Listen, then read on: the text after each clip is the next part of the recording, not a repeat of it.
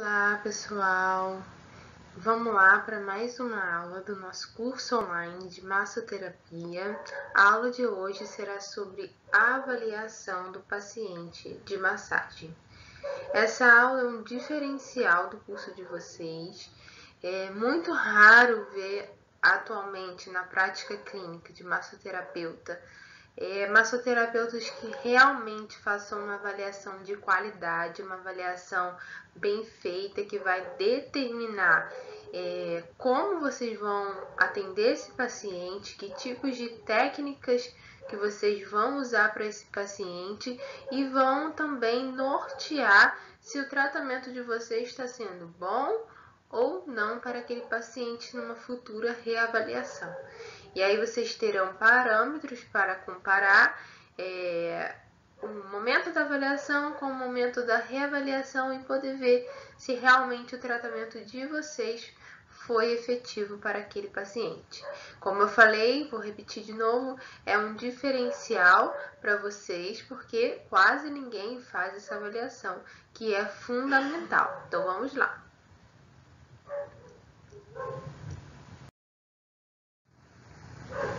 Então vamos lá, a avaliação global de um paciente ela é dividida em dois momentos.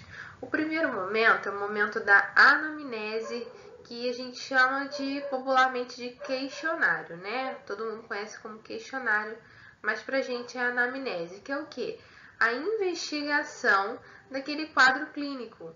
O paciente de massagem terapêutica vai chegar para vocês com alguma queixa.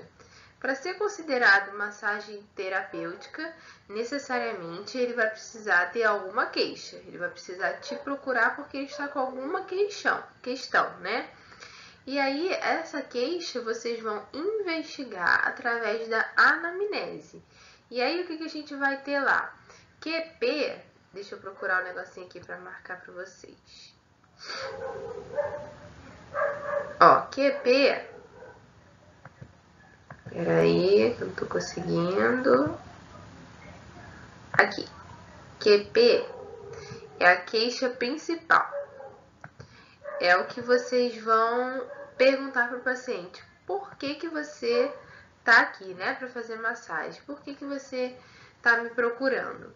É a queixa principal do paciente, é aquilo que fez ele ir até você te procurar como massoterapeuta ou fez com que outro profissional indicasse ele para os seus cuidados.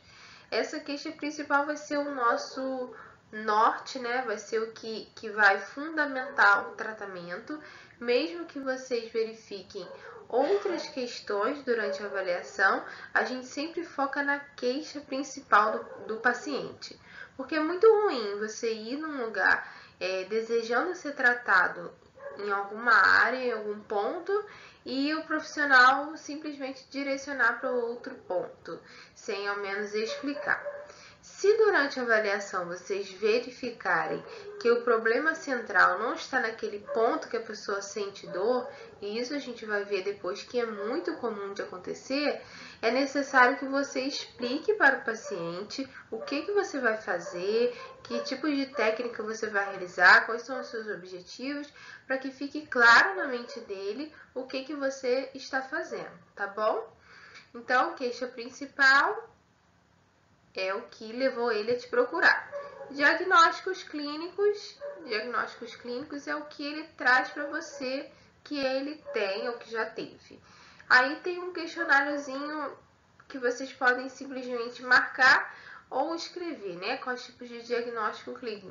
Então, se ele tem hipertensão, se tem diabetes, se tem colesterol alto, se tem trombose, se tem câncer, se já teve algum problema renal, tudo isso é importante para que vocês possam desfazer as contraindicações, né? Identificar, na verdade, se existe alguma contraindicação e ver também se existe alguma correlação desses diagnósticos com a queixa dele, né?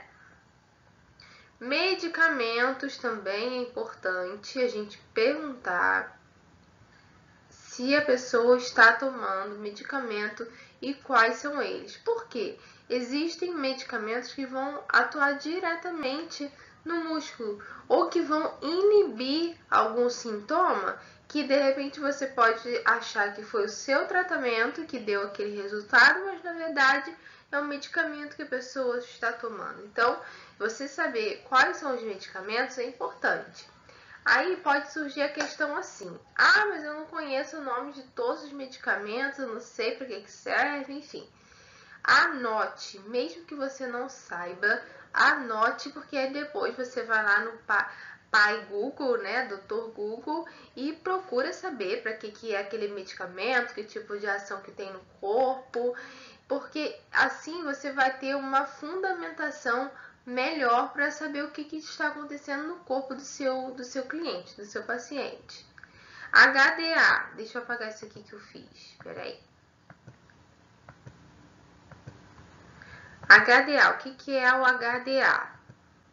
O HDA, ele é a história da doença atual.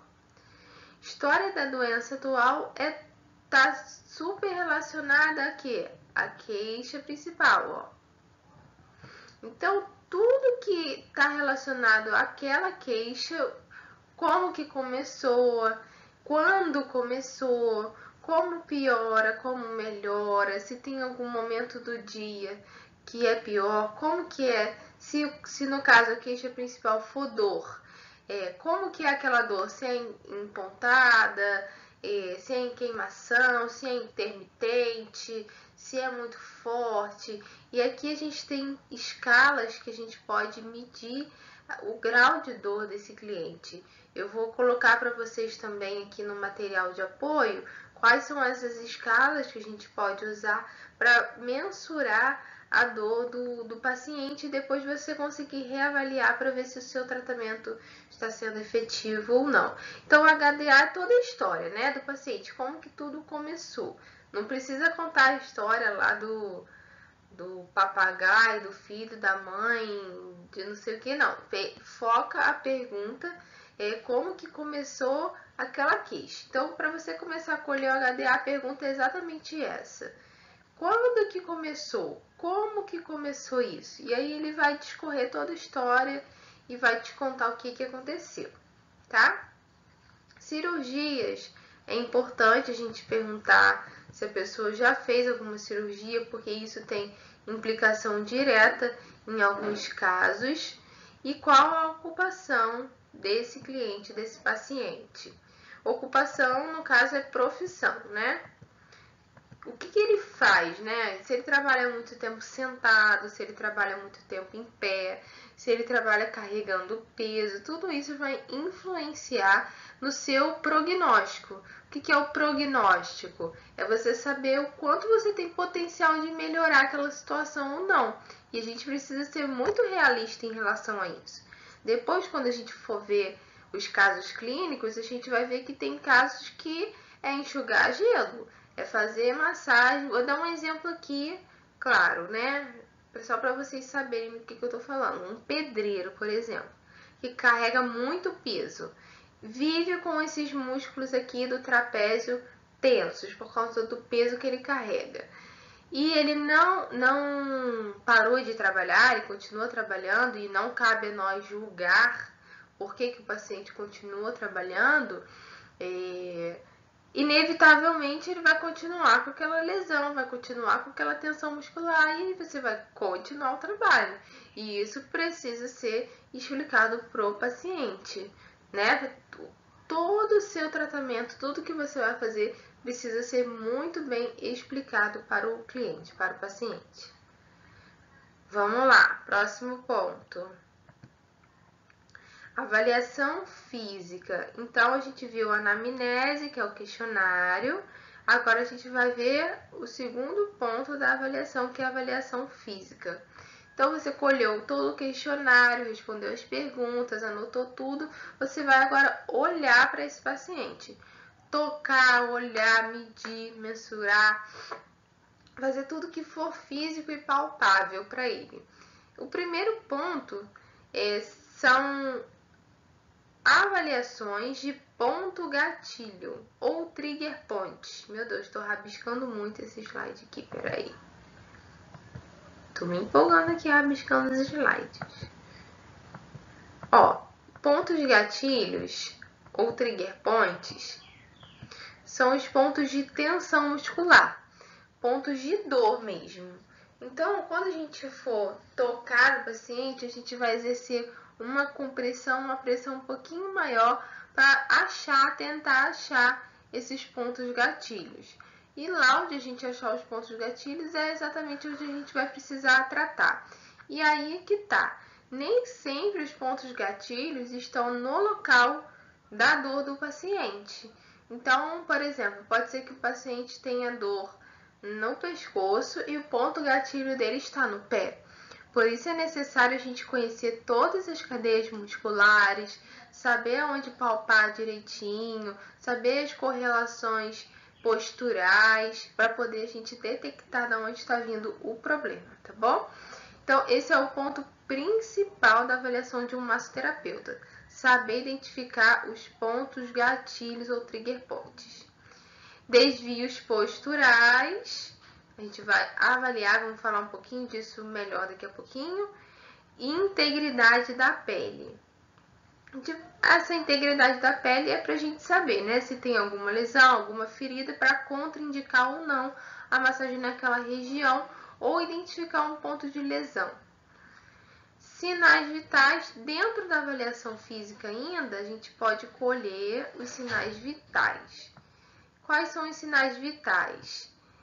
PA, pressão arterial, deixa eu apagar de novo aqui. Pressão arterial, ó, frequência cardíaca e oximetria. Deixa eu explicar.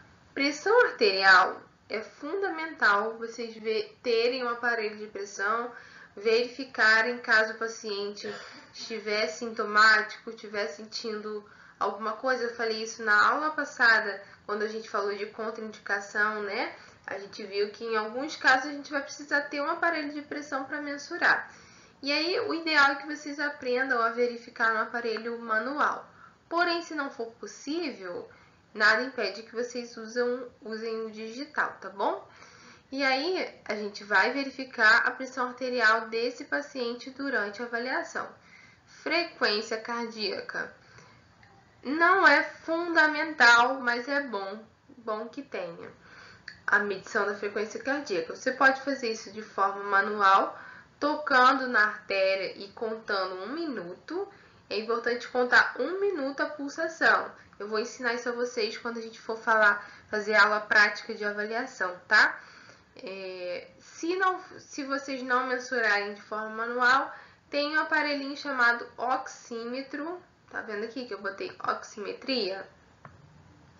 O oxímetro, ele serve para verificar tanto a quantidade de oxigênio que está sendo disponibilizado para os tecidos, quanto a frequência cardíaca. Ele te dá essas duas medidas.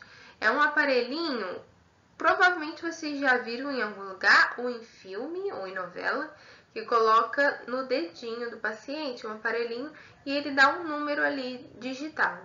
Esse número tem 2 números, na verdade. O de cima, geralmente, o de cima é a oximetria do paciente, é o oxigênio, quanto de oxigênio que está entrando. E aí vai de 96% a 99%. Depois a gente vai falar dos valores normais. E tem a frequência cardíaca que dá automaticamente ali para vocês. Não é fundamental, mas se tiver, contribui, agrega valor ao tratamento. É legal ter, mas se não tiver, não é fundamental, tá? Não é um aparelho caro, é baratinho. Custa, acho que em média, 60, 80 reais. Então, a gente viu avaliação física, anamnese e avaliação dos fatores emocionais. Muito importante isso também, é um diferencial de vocês. Da mesma forma, né, que toda avaliação física vocês contemplarem os fatores emocionais também é muito importante. Então vamos lá. Ó, a anamnese eu vou deixar aqui para vocês no material da aula uma ficha de anamnese modelo para vocês. Tem no Mercado Livre, na internet, esses bloquinhos já prontos de questionário que vocês podem fazer. Eu vou mandar também um link para vocês. É também baratinho para comprar e super completo. Esse aqui que eu botei como exemplo, eu só deixei uma observação aqui, ó, que faltou a informação de queixa principal e alergias, que é importante a gente perguntar para o paciente. Mas essa ficha aqui, que eu vou deixar o link para vocês, é um modelo bem completinho, que só está faltando mesmo essas informações aqui. Mas vocês podem confeccionar a avaliação de vocês sozinhos também. No computador, as informações que vocês queiram perguntar, vocês colocam e coloca a logomarca de vocês ou a identidade visual de vocês, enfim. Aí fica opcional para cada um, tá bom? Aspectos emocionais. Essa foto aqui, ela representa que tipos de cargas emocionais podem somatizar, podem influenciar no nosso físico. A gente sabe, a gente depois vai ver isso também, que o corpo humano é um só. O ser humano é um ser integrado de corpo, alma e espírito. E socialmente também. Então, tem 4 fatores que influenciam no ser humano: o social, o biológico, o psicológico e o espiritual. Esses 4 fatores juntos determinam a nossa saúde ou doença. Então, o aspecto emocional não pode ser negligenciado. Essa foto aqui está muito categórica, na minha opinião, mas ela serviu para ilustrar que fatores emocionais realmente estão associados a dores. Então, olha, responsabilidades assumidas em excesso. Aqui ele demonstra como se causasse dores nessa parte superior da coluna. Responsabilidades assumidas por culpas. Responsabilidades assumidas por raivas, por medo, por insegurança, por sobrevivência. Então, aqui, na verdade, o que eu quero mostrar para vocês é que cada emoção, cada sentimento, cada aspecto emocional vai ter uma repercussão física nesse paciente. Então, é importante vocês perguntarem sim para o cliente se tem algum aspecto emocional envolvido, se ele passou por alguma perda, por algum dano emocional. E vocês, como profissionais, podem perguntar isso abertamente, sem medo de estar sendo invasivo. É uma questão de avaliação mesmo. Não precisa adentrar muito na história desse problema emocional, caso o paciente não te dê essa liberdade. E nem precisa, né, a gente entrar tanto com detalhes nisso, mas você precisa saber que aquela dor pode ter origem no aspecto emocional. Vamos. Então, avaliação física, vamos olhar com carinho agora para esse slide de desvio postural. Nós temos 3 tipos de desvio: escoliose, que é o desvio lateral da coluna, ó, lateral. Hipercifose é aquela pessoa que é corcunda, ó, tem essa curvatura de cima grande. Então, olha aqui, é como se ela fosse assim. Dá pra ver no vídeo? Como se ela tivesse corcunda assim. E hiperlordose lombar, é aquela pessoa que tem um bundão. Ó, vou tentar mostrar pra vocês aqui no vídeo. É aquela pessoa assim, ó. Que tem um quadril anteriorizado. O quadril pra frente e fica com aquele bundão, porque tem a curvatura da coluna pra dentro. para dentro, fica aquele buraco na coluna da pessoa. E aí, prestem atenção aqui agora. Se eu tenho um paciente, por exemplo, com esse tipo de desvio postural aqui, hiperlordose, quais músculos a gente pode entender que estão mais retraídos, estão mais contraídos? São os músculos da frente, aqui é a frente do paciente, ó, frente e trás, aqui é atrás. Aqui é o bumbum, ó, bumbum, aqui é a parte do tórax e aqui é a parte da lombar, aquele buraco que eu falei. Então, deixa eu apagar minha bagunça aqui pra gente entender melhor. Peraí. Vamos lá. Se eu tenho esse paciente aqui, com hiperlordose, os músculos que estarão mais contraídos, mais retraídos nesse paciente, são esses músculos aqui, ó. Da frente da coxa, perto da virilha. A gente vai mostrar na prática, tá? E essa fáscia aqui também. Então, a gente vai ver na nossa prática que muitas vezes o paciente que sente dor aqui vai ter pontos de tensão aqui, não necessariamente aqui, certo? Vamos para o próximo paciente. Vamos supor que eu tenho esse paciente aqui agora. Hipercifose. Aqui é dorsal do paciente, aqui é o seio, tá vendo? Peitoral, aqui é o pescoço. Então, esse paciente é o corcunda, aquele que tem isso aqui muito avantajado.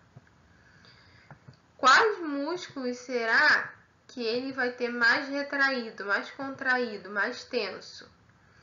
Esses de trás ou os da frente? São os músculos peitorais, que estão puxando essa curvatura para baixo.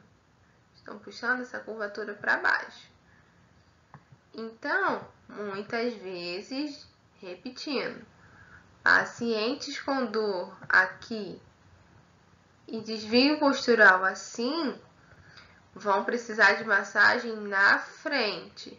Os pontos de gatilhos estarão aqui na maioria das vezes, ou no pescoço por compensação. Vamos falar muito desse termo daqui por diante, compensações musculares. Agora vamos para esse paciente aqui, escoliose. Esse fica mais fácil de entender. Um desvio lateral para a esquerda. Aqui, nesse caso, esse paciente tem um desvio para a direita. Ele está inclinado para cá. Tá vendo que essa curvatura tá para cá, para o lado da esquerda, e o lado direito tá mais contraído, puxando para dentro. Então, a gente vai precisar fazer a massagem em todo o lado direito desse paciente. O lado esquerdo não teria necessidade, tá bom? Então, por isso é importante a gente fazer uma avaliação postural, olhar para esse cliente e ver se ele tem algum desvio. Se vocês tiverem dificuldade de verificar isso só no olho nu, olhando para o paciente assim de cara, eu não tenho essa prática de verificar, tal, tira uma foto, pede autorização para o paciente, tira uma foto, depois chega em casa, fica analisando ali aquela foto, olha para onde ele está mais caído, se está mais para frente, se está mais para trás, se está mais para um lado, para o outro. Procura encontrar qual músculo que está mais puxando, está mais retraído, tá bom? Próximo. E os trigger points, né? Depois que a gente avaliar a postura desse paciente, já ter na nossa cabeça quais músculos que parecem estar mais contraídos, mais tensos, a gente vai lá e vai tocar esses músculos para verificar os pontos de tensão. E aí aqui esse esqueletinho tá mostrando pra gente as áreas que têm mais tensão no nosso corpo. Esses vermelhões que estão maiores aqui, ó, essas bolonas maiores, são os pontos que acumulam mais tensão no nosso corpo. Ou seja, trapézios, a gente vai falar muito dos trapézios. Ó, trapézios. A musculatura aqui do quadril, do bumbum. A coluna lombar, tá vendo? Os outros são pontinhos menores, mas tem acúmulo de tensão também. E a gente vai verificar esses trigger points, esses pontos de tensão, através da nossa palpação. Então, é lá mesmo o nosso dedinho, ó, tocando o paciente e vendo a face dele, vendo se ele vai reclamar de dor. Avisa o paciente, ó, vou tocar, você me avisa se vai doer ou não. Porque às vezes ele tá achando que é normal doer e tá ali aguentando e você não vai saber se é um ponto de tensão ou não. Olha para a face do paciente, não se distraia com a massagem, sempre olhando para o paciente para saber que tipo de reação ele está tendo ao seu toque. Está acabando já a aula de avaliação. Os sinais vitais normais são pressão arterial, a gente verifica através desse aparelhinho aqui ou daquele aparelhinho digital. A pressão normal é 120/80. A partir disso, a gente vai ter que verificar e analisar se o paciente já é hipertenso crônico ou não, como eu falei na aula anterior. Oximetria normal é 96 a 100% de oxigênio. Frequência cardíaca normal, 70 a 100 batimentos por minuto. Variações com a idade, ou seja, pacientes idosos, clientes idosos, tendem a ter uma frequência cardíaca mais baixa e crianças tendem a ter a frequência cardíaca mais elevada.